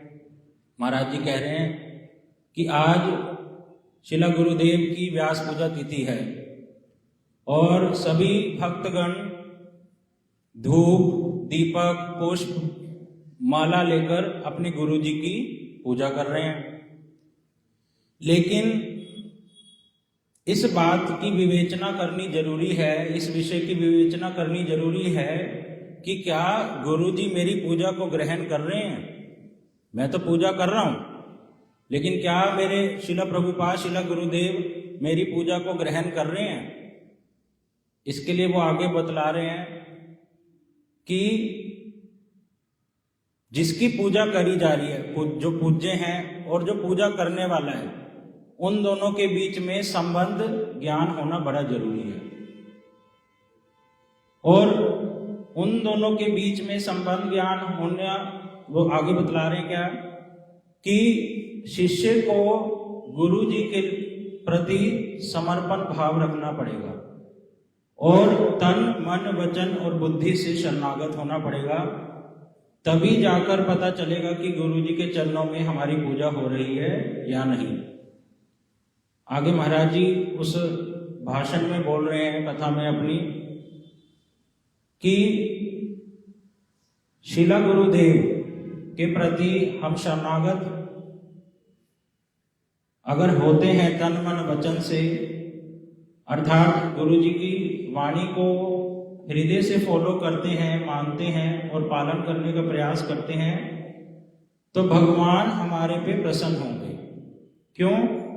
क्योंकि गुरु जी भगवान के अभिन्न स्वरूप हैं। महाराज जी ये बतला रहे हैं और कह रहे निष्कपट सेवा करनी होगी गुरु जी की, और उसके फल स्वरूप जब हम अपने गुरु जी की निष्कपट सेवा करेंगे, कोई कपटता नहीं होगी हृदय में, तो उसके फल स्वरूप ये जो माया देवी है ना, वो दूर चली जाएंगी। इस जगत की जो माया मेरे को परेशान करती है वो दूर चली जाएगी। फिर वहां पर वो कह रहे हैं जो ये गीदड़ और कुत्ते के द्वारा हमारा शरीर खाया जाता है, बाद में जब शरीर त्याग कर देते हैं तो उसको कुत्ते या गीदड़ खाते हैं, तो कह रहे ऐसे शरीर में जो मैं और मेरेपन वाली बुद्धि है वो दूर चली जाएगी। अर्थात जो ये माया की हमारे ऊपर कवरिंग है कि मैं राजा हूं, मैं इस उपाधि पर हूं, ये सब वस्तुएं मेरी हैं, ये सब माया का जो पर्दा है, गुरु सेवा जब शरणागति रूप से होगी तो ये सब दूर अपने आप ही चला जाएगा। उसके लिए कोई प्रयास अलग से नहीं करना पड़ेगा। महाराज जी दीनतावश वहां पे बोल रहे हैं कि मेरे को 38 वर्ष हो गए प्रभुपाद जी के प्रकट काल के बाद भी, और मैं हर व्यास पूजा पर उनकी सेवा करने का प्रयास करता हूं, लेकिन जब तक मेरा अपनत्व जो मैं बुद्धि है वो दूर नहीं होगी कि मैं ये हूं मैं वो हूं, तब तक मैं अपनी गुरु जी की सेवा ठीक से नहीं कर पाऊंगा। उसके लिए महाराज जी ने उदाहरण दिए महाभारत के माध्यम से, कि महाभारत में एक कथा आती है उपमन्यु नाम शिष्य की। बड़ी सुंदर कथा महाराज जी बतला रहे हैं कि उपमन्यु एक शिष्य थे, वो अपने गुरुजी की सेवा करते थे। उनके गुरुजी ने उनको एक सेवा प्रदान कर रखी थी कि आपको गौ चारण की सेवा करनी है, गैयाओं को चरा के लाना है डेली। और वो बड़े ही खुशी खुशी गौओं को सुबह सुबह ले जाते थे वन में, और शाम को जब चरा के वापिस लाते थे तो अपने गुरुजी के चरण कमलों में प्रणाम करते थे। तब एक दिन उनके गुरुजी ने पूछा, हे उपमन्यु, तुम बड़े हृष्ट पुष्ट हो, तुमने आज क्या खाया, अपना जीवन निर्वाह कैसे करते हो? तो उन्होंने कहा भिक्षा करके। तब उनके गुरुजी ने कहा, जितनी भी भिक्षा तुम करते हो वो सब मेरे को ला कर देना, स्वयं ग्रहण नहीं करना। ठीक है गुरुजी। अगले दिन से वो अपने गुरुजी की वाणी को फॉलो करने लगे। कुछ समय पश्चात उनके गुरुजी ने पूछा, तुम्हारा शरीर तो और भी हृष्ट पुष्ट हो गया, ऐसे कैसे, तुम अब कैसे जीवन निर्वाह करते? तो उन्होंने कहा, जो भिक्षा मैं करके लाता हूँ वो तो आपको दे देता हूँ, उसके बाद दोबारा से मैं भिक्षा पे चले जाता हूँ, तो उससे जीवन निर्वाह होता है। तो गुरुजी ने कहा, नहीं नहीं, ये तो अच्छी बात नहीं है, ऐसा नहीं करना। ठीक है। कुछ समय और व्यतीत होता है, तब गुरुजी पूछते हैं, तुम्हारा शरीर तो अभी भी अच्छा है, तो अब कैसे जीवन निर्वाह करते हो? तो बताया कि जो गैया दूध देती है ना, उस दूध को मैं पीकर अपना जीवन चलाता हूं। तो गुरुजी ने कहा, वो भी नहीं करना, उसको भी त्याग दो। गुरुजी के कहने पर, एकमात्र एक बारी कहने पर ही उन्होंने त्याग दिया। फिर कुछ समय व्यतीत हुआ, गुरुजी ने फिर से उनसे पूछा, तब उन्होंने बताया कि जो बछड़े गैया का दूध पीते हैं ना, उसके बाद बछड़े के मुख से फेन निकलता है, फेन झाग जो निकलता है, उसको ग्रहण कर कर मैं अपना जीवन निर्वाह कर रहा हूं। तब गुरुजी ने कहा, ये तो और भी अन्याय है, बछड़े को परेशान करना, ये तो अच्छी बात नहीं है, उसका भी त्याग दो। उसने उनको भी गुरुजी की वाणी को सर्वोपरि मानकर त्याग दिया। फिर बताया कि उपमन्यु जी कुछ घास पत्ते खाकर जीवन निर्वाह करने लगे, तो उसके कारण उन्होंने कुछ ऐसे पत्तों को खा लिया जिसके कारण उनकी आंखों की रोशनी चली गई। और एक दिन जब गैया चरा के वापस आ रहे थे, सूर्यास्त हो गया, तो एक कुएं के अंदर गिर गए। और ये जब गुरुजी ने देखा कि उपमन्यु आज तो आए नहीं, तो वो बड़े चिंतित हुए और उनको पता चला कि ऐसे ऐसे उपमन्यु की खोज में जब वो कुएं के निकट पहुंचे तो पता चला, नीचे से आवाज आई कि गुरुजी मैं यहाँ पर हूं। तो गुरुजी ने ये तो परीक्षा लेनी चाहिए थी अपने शिष्य की, कोई दूसरी भावना तो नहीं थी। तो उन्होंने कहा तुम अभी के अभी अश्वनी कुमारों से प्रार्थना करो, वे तुम्हें तुम्हारे ऊपर कृपा करेंगे। तब उन्होंने गुरुजी के कहने पर स्तुति करी अश्वनी कुमारों की, और अश्वनी कुमार ने उनको औषधि प्रदान करी। लेकिन उन्होंने उस औषधि को डायरेक्ट नहीं लिया। उन्होंने कहा जब तक मैं अपने गुरुजी को नहीं दूंगा पहले, उससे पहले मैं नहीं लूंगा। तब अश्वनी कुमारों ने बताया किसी समय में हमने ये औषधि तुम्हारे गुरुजी को भी दी थी, तो चिंता मत करो, ये उनका प्रसादी ही है, इसको ग्रहण करो। तब उपमन्यु की आंखों की रोशनी वापस आई और गुरुजी ने उपमन्यु को आशीर्वाद दिया कि जितने भी वेद शास्त्र हैं उनका ज्ञान तुम्हारे हृदय में स्फुरित होए। तो महाराज जी आगे और बता रहे हैं कि 6 प्रकार के अधम सेवक होते हैं। फिर सुखदेव गोस्वामी जी का उदाहरण देकर भी बतला रहे हैं कि कैसे सुखदेव गोस्वामी जी को जब वेद व्यास जी ने बोला कि आप मुक्ति की, मोक्ष की शिक्षा प्राप्त करने के लिए कहाँ जाओ, सबसे पहले राजा जनक जी के पास। और राजा जनक जी के पास जब सुखदेव जी जाते हैं तो बहुत सारी कठिनाइयों का सामना करना पड़ता है उनको। जब वो राज्य में प्रवेश करते हैं तो द्वारपाल उनको रोक देते हैं, बहुत लंबे समय तक वो धूप में खड़े रहते हैं, कई दिनों तक, कई महीनों तक। और वहां पर इतनी चकाचौंध होती है, उसके प्रति आकर्षित नहीं होते। उनका एक लक्ष्य होता है, मुझे जो मैं सीखने आया हूं वो सीखूंगा। फिर उनको द्वारपाल द्वार खोल देते हैं, दूसरे द्वार पे जाते हैं, दूसरे द्वार पर उनकी और कठिनाई होती है, फिर ऐसे तीसरे द्वार पे जाते हैं। ऐसे करते करते उनको अंदर प्रवेश मिल जाता है, जहां पर बहुत दास दासियां उनको दी जाती हैं और बड़ी फैसिलिटी प्रोवाइड करी जाती है। लेकिन सुखदेव गोस्वामी जी अपने हृदय से उनके प्रति कोई भी आसक्ति ना रखकर केवल जो वो राजा जनक जी से सीखने आए थे उसके प्रति ही आकर्षित रहते हैं। इस बात को देखकर राजा जनक बड़े कृपा करते हैं उनके ऊपर और श्री सुखदेव गोस्वामी जी को उपदेश प्रदान करते हैं। तो महाराज जी ऐसी कथाओं के माध्यम से यही बतला रहे हैं कि कैसे गुरु सेवा करी जाती है शरणागति होकर। और अंत में महाराज जी बोल रहे हैं कि जैसे एक पशु जब बीमार हो जाता है तो उसको जब औषधि दी जाती है तो उसको जबरदस्ती औषधि खिलाई जाती है, जो उसको औषधि खिलाने वाला था उसका मुंह पकड़ के उसको औषधि खिलाता है। तो कह रहे ऐसे ही शिला प्रभुपाद जी ने हमारे ऊपर विशेष कृपा करी है। हम पशु के समान थे और सभी जीवों पर उन्होंने ऐसी विशेष कृपा करी कि संसार रूपी विषय में हम फंसे हुए थे और हमें हरि कथा रूपी औषधि हमारे कानों में जबरदस्ती डाली ताकि हमारी भगवान की सेवा की वासना हृदय में जागृत हो जाए। और मैं आज प्रार्थना करता हूं अपने गुरु भाइयों से जिन्होंने प्रभुपाद जी की प्रचुर मात्रा में सेवा करी है, वो आज मेरे ऊपर कृपा करें कि ताकि मैं भी अपने गुरुदेव की सेवा शरणागति रूप से कर सकूं। इस भावना को महाराज जी वहां प्रकट कर रहे हैं। बोलो श्री श्रीमद् भक्ति भूदेव श्रोति गोस्वामी महाराज की जय।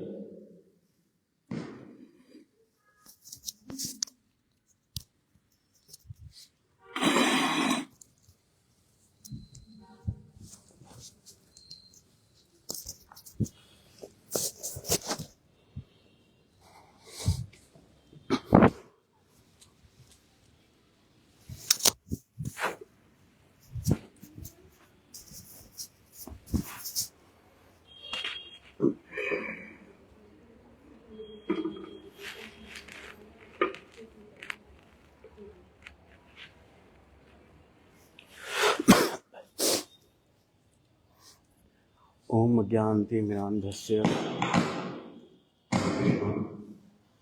ओम ज्ञानतिमिरान्धस्य ज्ञानाञ्जनशलाकया चक्षुरुन्मीलितं येन तस्मै श्रीगुरुवे नमः। ओम महावदन्याय कृष्णप्रेमप्रदायते कृष्णाय कृष्णचैतन्य नामिने गौरकृष्ण नमः। तप्तकाञ्चन गौरांगी राधे वृंदावनेश्वरी वृषभानुसुते देवी प्रणमामि हरिप्रिय। हे कृष्ण करुणा सिंधो दीनबंधो जगत्पते गोपेश गोपिकांत राधा कांत नमस्ते। वाञ्छाकल्पतरुभ्यश्च कृपा सिंधु एव च पतितानां पावनेभ्यो वैष्णवेभ्यो नमो नमः।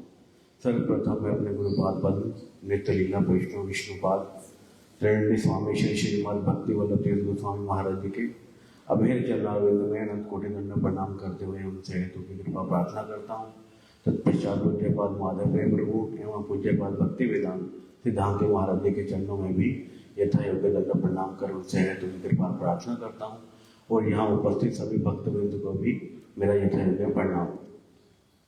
आज 3 महान वैष्णवों की आज तिथि है, उनके चरणों में भी दंड प्रणाम कर उनसे हेतु की कृपा प्रार्थना करता हूँ।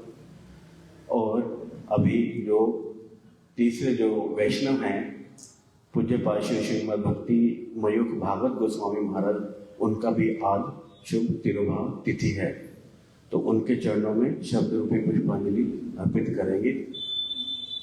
उनका जीवन चरित्र पढ़ने के पश्चात तो सबसे पहले तो मन में यही आता है, चाहे कोई भी हो, चाहे वो महाप्रभु जी के पार्षदगण हो या प्रभुपाद जी के पार्षदगण, कि उनके लिए बोलने के लिए जो है, अगर मैं अपनी बात करूं तो हम अधिकारी नहीं हैं, क्योंकि वो भगवान की नित्य पार्षद है, नित्य वस्तु है। और जो इस बौद्धिक जगत का व्यक्ति है, जिसकी जड़ बुद्धि है, वो एक नित्य वस्तु की महिमा कभी प्रकाशित कर नहीं सकता। तो सबसे इसीलिए हमारे गुरु महाराज जी बोलते हैं कि इसीलिए सबसे पहले हम मंगलाचरण करते हैं गुरु वैष्णव भगवान का, ताकि वो हम पर कुछ कृपा करें और हम बोलने का प्रयास मात्र कर सकें। उनकी महिमा गुणगान करने का हमारा सामर्थ्य नहीं है। तो जिनकी आज तिथि है, उनका जो आविर्भाव स्थली है वह नित्यानंद प्रभु की एक चक्र धाम जिसको हम कहते हैं, उसके पास ही एक स्थान है जिसको नाम है श्रीपुरी। श्रीपुरी उसका स्थान है नामक, और या फिर उसका दूसरा नाम बतलाया गया चिंपाई। तो वहां पर ही श्री श्रीमद भक्ति मयूख भागवत गोस्वामी महाराज जी का आविर्भाव हुआ। बतलाते हैं कि उनके पिता का नाम है रामशंकर और माता कुसुम देवी। कुसुम देवी के ही गर्भ से इन्होंने जन्म ग्रहण किया, और बचपन का इनका नाम रखा गया शंकर लाल बंदोपाध्याय, क्योंकि इनके पिताजी ने उस ग्राम में एक शिव जी के मंदिर का निर्माण करवाया था। तो उनकी यही विचार था, भावना थी कि शंकर जी के ही आशीर्वाद से मेरे पुत्र का जन्म हुआ, इसीलिए उन्होंने उनका नाम शंकर लाल रखा। और बचपन से ही वे बड़े ही, जैसे कि वैष्णव के लक्षण होते ही हैं, भगवान के प्रति ही इनका ज्यादा झुकाव था, संसार के प्रति नहीं। जब इनका जन्म हुआ तो पिता ने बड़े ही हृदय पूर्वक सभी वैष्णव और ब्राह्मणों की जो है यथा योग्य उन्होंने सेवा की। और बतलाते हैं कि बड़े मेधावी छात्र भी थे, और उनके कक्षाओं के बारे में बतलाया, वहां पर कौन कौन सी कक्षा में इन्होंने जितने भी सब्जेक्ट्स थे सब में ये मतलब जैसे 100 में से नंबर आते हैं या 50, तो 100 में से 100, 50 में से 50, इस प्रकार के ये मेधावी छात्र थे। और इनके जो नाना जी थे वो धनवान थे, किंतु जब ये 11 वर्ष के थे तब इनके पिताजी ने जो है शरीर छोड़ दिया, और जब यह 13 वर्ष के हुए तब माता और जो इनके नाना नानी थे उन्होंने भी शरीर छोड़ दिया। और जो अन्य सगे संबंधियों थे यानी अन्य रिश्तेदार, उनके पास जाकर के यह रहने लगे, और जो बाकी की स्कूल की विद्या थी वहीं पर ही इन्होंने वहां पर पूर्ण की। तो जो क्योंकि अब यह उस स्थान पर इनका जन्म हुआ जहां पर ये श्रीपुरी नामक स्थान, वहां पर महाप्रभु जी के एक पार्षद हुए काशेश्वर पंडित, तो उनका श्री पाठ है, इसलिए वहां पर जो है हरि नाम कथा कीर्तन तो वहाँ का जो प्रभाव था इनके ऊपर था, इसीलिए ये सब समय जो है भगवान श्री कृष्ण के कीर्तन और महाजनों की जो स्तुतियाँ हैं उनका गुणगान करते। इन्होंने एक अपने मित्रों की एक टोली बनाई और ग्राम ग्राम जा करके इन्होंने कीर्तन करना, और जितने भी ग्रामवासी हैं उनको कीर्तन करके बहुत आनंद प्रदान करते थे। और यह भी सुनने में आता है कि एक बार कीर्तन यह कर रहे थे तो एक व्यक्ति था जिसकी मृत्यु हो गई थी, किंतु इनका कीर्तन श्रवण करके वह जीवित हो गया। वैसे तो अब यह सुनने में लगता है, किंतु जो नित्य पार्षद हैं वह कुछ भी करने में समर्थ होते हैं। तो इस प्रकार से इन्होंने कीर्तन वगैरह में जो है इनकी रुचि हुई। फिर बतलाते हैं कि अब धीरे धीरे जो है इनका संसार के प्रति जो है विरक्ति भाव और अधिक होने लगा, और जो इनके स्वजन थे, जो जिनके पास यह रहते थे अपने माता पिता के पश्चात, उन्होंने जो है कपटता पूर्वक जो इनकी संपत्ति थी वहां से इनको छीन ली। तो अब ये सब समय के लिए ही भगवान के प्रति इनका झुकाव हुआ, और यह अब मन में यह विचार करते कि कब जो है मुझको ऐसे गुरु का चरणाश्रय प्राप्त होगा जो मुझे सही मार्ग दिखलाए। तो इसी क्रम में इनको एक बार रात को स्वप्न आता है जिसमें ये एक बड़ी अच्छी काया वाले एक व्यक्ति का दर्शन करते हैं जो बड़ा तेजोमयी होते हैं। उनके माथे पर तिलक, गले में कंठी, संन्यास वस्त्र धारण किया हुआ और त्रिदंड धारण किया हुआ इनको एक सन्यासी जो है दर्शन देते हैं स्वप्न में। और साथ में एक व्यक्ति इनको इशारा करता है कि यही आपके गुरुदेव हैं। स्वप्न में इन्होंने ऐसा दर्शन किया, और उसके पश्चात अब इनकी उत्कंठा बढ़ गई कि अब गुरुदेव के जो दर्शन हैं वह स्वप्न में तो हो गए, किंतु अब इनको ढूंढेंगे कहाँ पर। तो उस अगले ही दिन इनके दरवाजे पर एक व्यक्ति आते हैं और इनको बोलते हैं कि पास में एक प्रभु जी हैं जो आपको बुला रहे हैं। तो जो प्रभु जी इनको बुला रहे थे वह प्रभुपाद जी के ही एक आश्रित थे।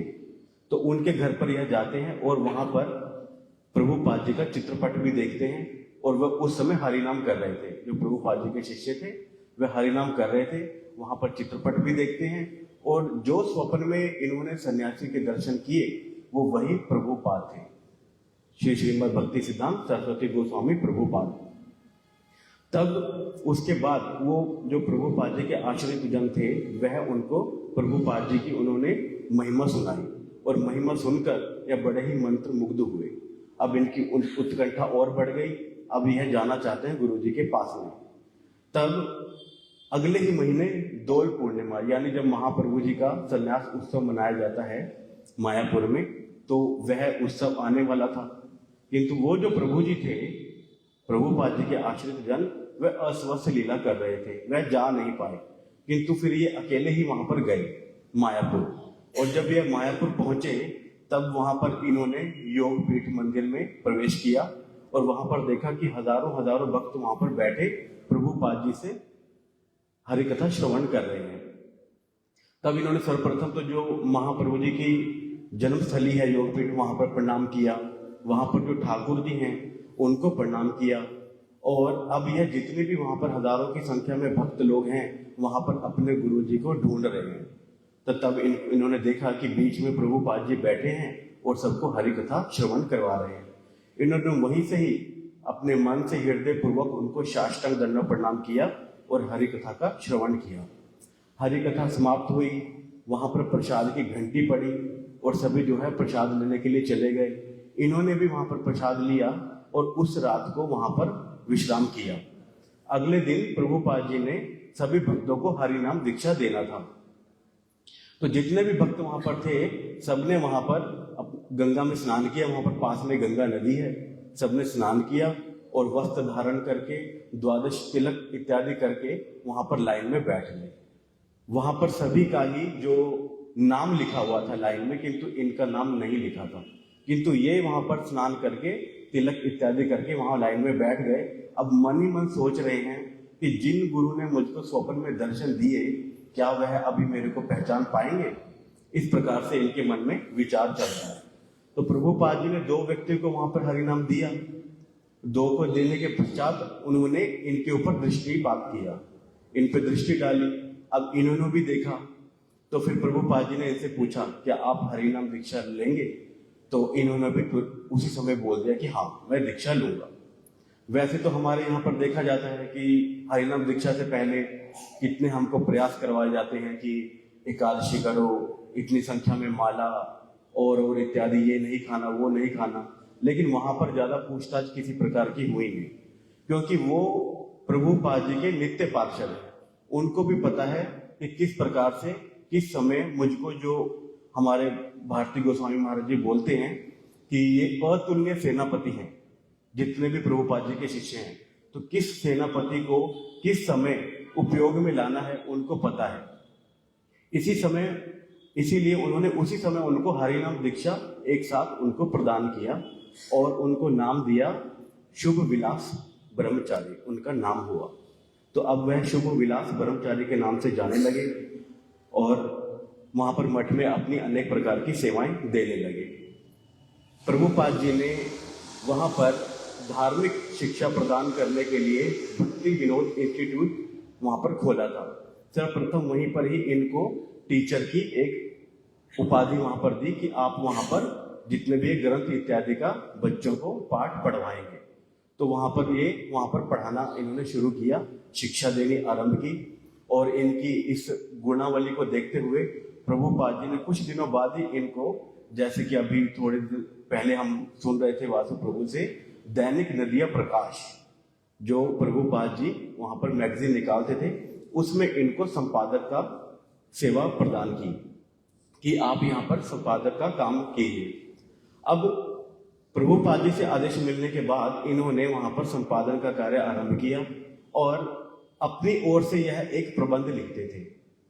मैगजीन में तो भगवान की हरि कथा और जो उपदेश शिक्षाएं हैं वह तो लिखी जाती थी, लेकिन उनको क्यों ग्रहण करना चाहिए, क्यों जीवन में इनको उतारना चाहिए, क्यों वैष्णवों से हमको संबंध स्थापित करके उनका संग करना चाहिए, इस प्रकार के यह प्रबंध अपनी ओर से लिखकर वहां पर डालते थे।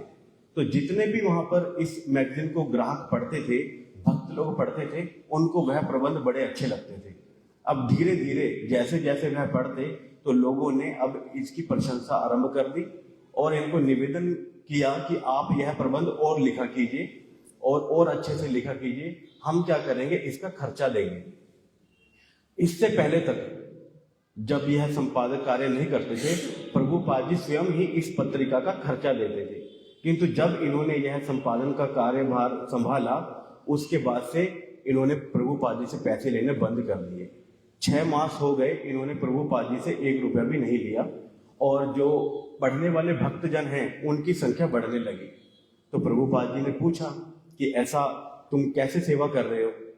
तब उन्होंने बतलाया कि गुरुदेव, मैं इस प्रकार से प्रबंध लिखता हूँ और जो भक्तजन हैं वह पढ़ते हैं और वह बोलते हैं कि आप इसको और अच्छे से लिखिए, हम सेवा देंगे। तो प्रभुपाद जी बड़े ही प्रसन्न हुए और बड़े प्रसन्न हुए, आशीर्वाद दिया और इनको एक गौर आशीर्वाद भी उन्होंने दिया और उसमें गौर आशीर्वाद में इनको नाम दिया मयूक, भक्ति मयूक नाम से इनको गौर आशीर्वाद दिया। तो इस प्रकार इनकी बहुत सारी सेवाएं। और एक बार जब यह मठ में रहते थे तो प्रभुपाद जी ने इनको जो है पश्चिम बंगाल में किसी सेवा के कार्य के लिए भेजा। सेवा इन्होंने पूर्ण की। अब वापस आना था बंगाल से। उस समय स्टीमर चलते थे, तो यह स्टीमर में बैठे। तो जब स्टीमर में बैठे माला कर रहे थे तो अभी लोग आए नहीं थे, धीरे धीरे स्टीमर जो है वह भरना था लोगों से, तो यह अपने बैठ गए। अब धीरे धीरे जैसे लोग आने लगे तो इन्होंने जितने भी लोग आते इनको पीछे खिसका देते थे कि थोड़ा सा इधर हो जाओ, आगे चले जाओ। करते करते करते पीछे तक चले गए। तो बाद में एक और कपल आया, एक पति पत्नी वृद्ध थे। तो वो बोले कि आप तो जवान लड़के हो, आप तो खड़े होकर जा सकते हो, हमको बैठने का स्थान दे दीजिए। तो वो बैठ गए। अब धीरे धीरे वहां पर वार्ता भी चालू हो गई कि ये कितने यंग लड़के मठ में आ जाते हैं, कमाई करते नहीं हैं और अपना जीवन जो है नष्ट कर रहे हैं। इस प्रकार से उन्होंने वहां पर बातें करनी शुरू कर दी। लेकिन इन सभी बातों पर ध्यान ना देकर वो अपना माला ही करते रहे और उसी अपने हरिनाम में मग्न रहे। अब थोड़ी देर बाद होता क्या है कि वहां पर आना है, तो वहां पर बंगाल की खाड़ी वो एरिया पड़ता है, तो वहां पर समुद्र में जो है भंवर आ गया, तूफान आ गया। अब वहां पर जो है स्टीमर वालों ने बोल दिया कि वहां पर भंवर आ चुका है, तूफान आ गया है, तो कुछ भी हो सकता है, तो अपने अपने भगवान का नाम ले लो, कोई जितने भी लेना है। तो अब जितने भी हैं वो सभी भय से डर गए कि अभी क्या होगा। अब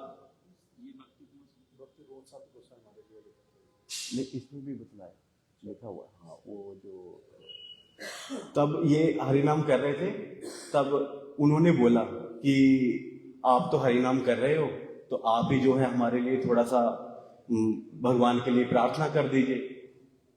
तो इन्होंने बोला कि देखिए, हमारे गुरु महाराज बोलते हैं कि जो भगवान है वह आग में जल नहीं सकते, पानी में डूब नहीं सकते और किसी वस्तु से उनको काटा नहीं जा सकता। तो जब भगवान ही नहीं डूब सकते तो हम उनको प्रार्थना कर रहे हैं, तो मैं किस प्रकार से डूब जाऊंगा। और मेरे गुरुदेव ने बोला है कि गृह थाको वन्य थाको सदा हरि बोले डाको, कि कोई भी स्थान हो, कोई भी परिस्थिति हो, मुझे हरि नाम का ही जप करना है। तो इसलिए आप भी क्या करिए, आप भी हरि नाम का ही आश्रय ग्रहण करके यहाँ पर हरि नाम आरंभ कीजिए। और वैसा ही हुआ कि सभी ने वहां पर हरि नाम जो है आरंभ किया, उनके पीछे पीछे बोलते रहे। और फिर थोड़ी देर बाद वह उस भंवर को पार करके नदी के किनारे पर आ गए, और बाद में सभी ने उनको अभिवादन और वहां पर प्रणाम करके वहां से चले गए। इस प्रकार से उनकी वहां पर महिमा। जब यह मठ में सेवा कार्य में लीन थे, उसी समय जिन अपने पूर्वाश्रम में यह जिन संबंधियों के पास में रहते थे, तो वही जो स्वजन है एक बार इनको लेने के लिए आए, और वह कलकत्ता में प्रभुपाद जी से मिले। तो प्रभुपाद जी को बोल करके उन्होंने एक लेटर लिखवाया। तो प्रभुपाद जी ने एक लेटर लिखा, उस लेटर में यही लिखा कि अगर वो जाना चाहते हैं तो आप लेके जा सकते हैं। और उस लेटर को लेकर के इनके जो संबंधी थे वह मायापुर चले गए। मायापुर में इन्होंने जो शुभ विलास ब्रह्मचारी है उसको वह लेटर दिया, और वो शुभ विलास प्रभु ने उस लेटर को पढ़ा, पत्र को पढ़ा, और उसके बाद समझा बुझा करके अपने सभी जितने भी संबंधी थे उनको वापस भेज दिया कि मेरी जाने की कोई इच्छा नहीं है। मैंने अपना जो जीवन है वो प्रभुपाद जी के पास ही मैंने सब समय सेवा करके जीवन बिताने का निर्णय किया है, मुझको जाने की अभी इच्छा नहीं है। इस प्रकार से उनको समझा बुझाकर वापस भेज दिया। अब जब यह पत्र प्रभुपाद जी ने लिख करके उनके स्वजनों को पकड़ा दिया, उसके बाद से वह पूरी रात सोए नहीं। प्रभुपाद जी इसी चिंता में रहे कि मैंने पत्र तो लिख दिया, अब वो वापस घर चला जाएगा, बहुत अच्छा सेवक है। अनेक प्रकार के शिष्य जो वात्सल्य भाव है उनके मन में आने लगे। वो पूरी रात सोए नहीं, और अगली सुबह उठकर वह मायापुर गए। और मायापुर में जब उनको देखा तो वहां पर बतलाते हैं कि प्रभुपाद जी क्रंदन करने लग गए और उनको गले लगाया, और उनको बोले कि तुमने जो आज सिद्धांत लिया कि मैं अपने गुरु के पास ही चरणाश्रय करूंगा और जो दोबारा से विषय जगत की ओर नहीं जाऊंगा, ये बहुत अच्छा है। मैंने पत्र लिख तो दिया, लेकिन पूरी रात मुझको नींद नहीं आई, क्योंकि हमारा उद्देश्य तो ये है कि विषय लोगों को पकड़ करके इधर में लाना, लेकिन मैंने तो पत्र में लिख दिया, इसलिए तुम्हारी बड़ी चिंता हुई। तो वो भी जो है गले लग के रो रहे हैं, और जितने भी वहां पर मठवासी, वहां पर वही माहौल बन गया, और सभी इस भावुक जो क्षण है उसको देखकर सभी रो रहे थे। तो इस प्रकार से उनका गुरु और शिष्य का वात्सल्य भाव किस प्रकार से वो मिले, जैसे हमने पहले श्रवण किया कि स्वप्न में उनको मिले, और अभी भी जब प्रभुपाद जी उनको गले लगाकर जो है क्रंदन कर रहे हैं, इससे पता चलता है कि गुरु और शिष्य का कितना वहां पर दृढ़ संबंध है। इस प्रकार का उनका जीवन चरित्र। और जो इन्होंने अंतिम लीला की, उसमें बतलाते हैं कि इन्होंने भक्ति भूदेव श्रुति गोस्वामी महाराज से ही सन्यासी लिया था ना, उनसे इन्होंने अपने ज्येष्ठ गुरु भ्राता जिनकी आज तिथि अभी हमारे वासु प्रभु ने बतलाई, श्री श्रीमद भक्ति भूदेव श्रुति गोस्वामी महाराज, उनसे इन शुभ विलास जो ब्रह्मचारी है इन्होंने संन्यास ग्रहण किया था, और तब इनका नाम हुआ श्री श्रीमद भक्ति मयूख भागवत गोस्वामी महाराज। उन्होंने भी नाम नहीं बदला, प्रभुपाद जी द्वारा दिए गए गौर आशीर्वाद को ही आधार बना करके उनको नाम दिया। और इन्होंने बहुत ही वहाँ पर पश्चिम बंगाल में इन्होंने बहुत एक अपनी ब्रांचेस भी वहाँ पर संस्थाएं स्थापित की और वहाँ पर ठाकुर जी के प्राण प्रतिष्ठा भी की। वहाँ पर इनके अभी शिष्यगण भी हैं। तो बतलाते हैं कि अंत समय में जब इन्होंने अंतिम लीला प्रवेश करना था तो कुछ दिन पहले ही इन्होंने श्रीमद राधा गोविंद जी के चरणों में प्रार्थना की कि हे ठाकुर जी, अनेक वर्षों से हमने सेवा की है और ऐसा लगता है कि अभी मेरी जो सेवाएं हैं वह पूर्ण हो चुकी हैं, तो अभी आपके चरणों में निवेदन है कि आप सब समय के लिए मुझे अपने नित्य आश्रय में ले लीजिए। अभी आप मेरे को आप अपने पास बुला लीजिए। और उसी दिन से ही उन्होंने अस्वस्थ लीला का आरंभ किया और कुछ दिन के पश्चात ही उन्होंने नित्य लीला में प्रवेश भी किया। तो इस प्रकार के वो महापुरुष थे। आज उनकी तिरुभाव तिथि है। उनके चरणों में दंड प्रणाम करते हुए उनसे आयतों की कृपा प्रार्थना करते हैं। वांछा कल्पतरुभ्यश्च कृपा सिंधु एव पतितानां पावनेभ्यो वैष्णवेभ्यो नमो नमः।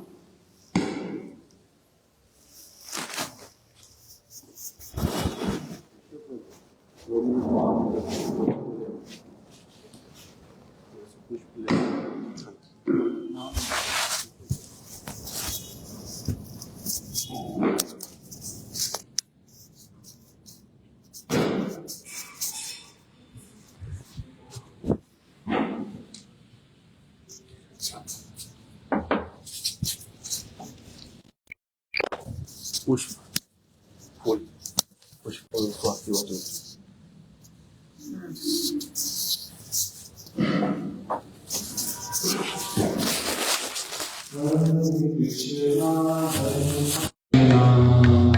कृष्णा कृष्णा हरे हरे हरे राम राम राम हरे हरे हरे कृष्णा कृष्णा कृष्णा हरे हरे हरे राम राम राम हरे हरे हरे कृष्णा कृष्णा कृष्णा हरे हरे हरे राम राम राम हरे हरे हरे कृष्णा कृष्णा कृष्णा हरे हरे हरे राम राम राम हरे हरे हरे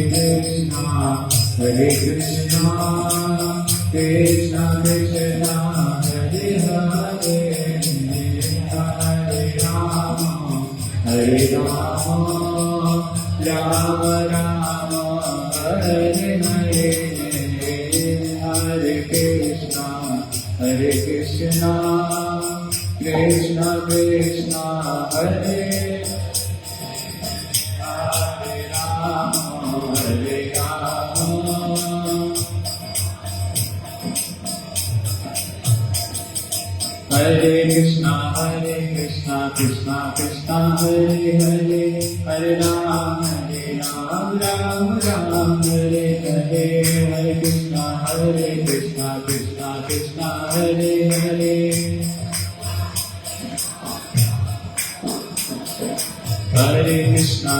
राम हरे कृष्णा कृष्णा हरे हरे हरे राम राम हरे हरे हरे कृष्णा कृष्णा हरे हरे हरे कृष्णा कृष्णा हरे हरे हरे राम राम हरे हरे हरे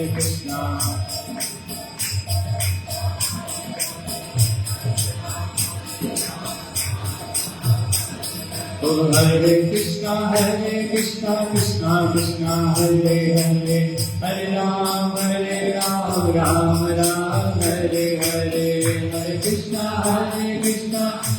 कृष्णा हरे हरे हरे राम राम ओ गौर प्रेमानंदे हरि हरि बोल गौर प्रेमानंदे हरि हरि बोल गौर प्रेमानंदे हरि हरि बोल गौर प्रेमानंदे हरि हरि बोल हरि बोल हरि बोल हरि बोल हरि बोल हरि बोल हरि बोल हरि बोल हरि बोल हरि बोल हरि बोल हरि बोल हरि बोल हरि बोल हरि बोल हरि बोल ओ गोरा हरि बोल हरि बोल हरि बोल निताय गौरा हरि बोल निताय गौर हरि बोल हरि बोल हरि बोल